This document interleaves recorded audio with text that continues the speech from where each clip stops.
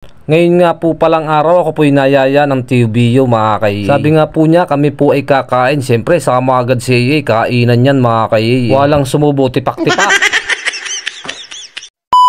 Mapagpalang araw mga kay. Ngayon nga po palang araw kami po'y kumain dito sa restaurant na ito. Hindi ko na po sasabihin kung anong pangalan, hindi naman po to sponsor mga kay. Ako nga po pala ay pina-order ni Ma'am Dian. Hindi ko naman po alam kung ano aking orderin. Ang alam ko lang naman pong orderin ay ang pares. Kaya po sila ay tawanan ng tawanan, wala naman po ditong pares. May nakalagay pong pasta, sigurado ako mayroon ditong sopas mga kay.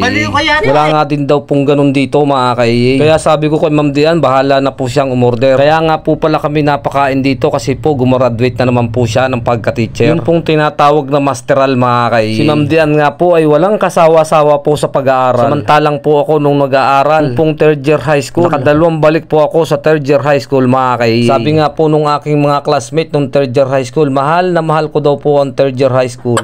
Kaya po ako'y nagsawa na yun. Tapos po ang karir ko mga kay. Kaya kayong mga kabataan ay kayo po'y mag-aral lang mabuti para sa huli. Wala po kayong pagsisihan. Dumating na nga po pala yung ibang pagkain in order namin. Meron nga po palang tinapay. Tinanong ko nga pala kay Tio Bio kung anong tinapay yung sabi ng tiyo ay pandesal po mga kay. Dumating na nga rin po pala yung in order ni Ma'am Dian na salad. Yung pong gulay na salad mga kay. Dala na rin ni Kuya yung aming panulak. Hindi nga alam ni Kuya kung saan sa susuot.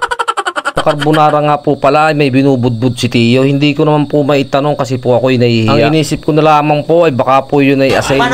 Baka po nalimutan nung nagluto lagyan ng asin kaya pinadalhan po kami mga kay.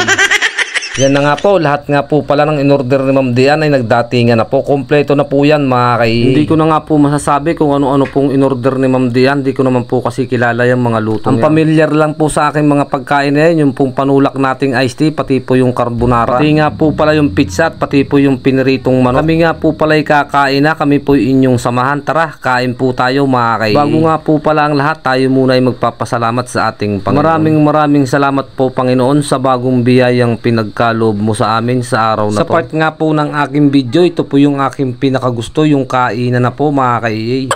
Lahat naman po ng pagkain dito ay akin pong nagustuhan. Pag hindi mo pa nagustuhan yan, ay libre na yan. Ano na nga po pala yung pizza na napakalaki, parang bilao mga kay. Dahil nga po napakalaki, babawasan po natin para po lumiit. Ako nga po pala ay nagpapasalamat kay Tio. Maraming salamat nga din po pala kay Ma'am Dian. Pati po kay Tita Daday, kay Janjan at kay Dilen. Salamat nga pala kay Dilen sa pagkuha ng picture at video para mabuo ko po tong content na to. Walang sumubo ng pizza, halos kalahati na po mga kay.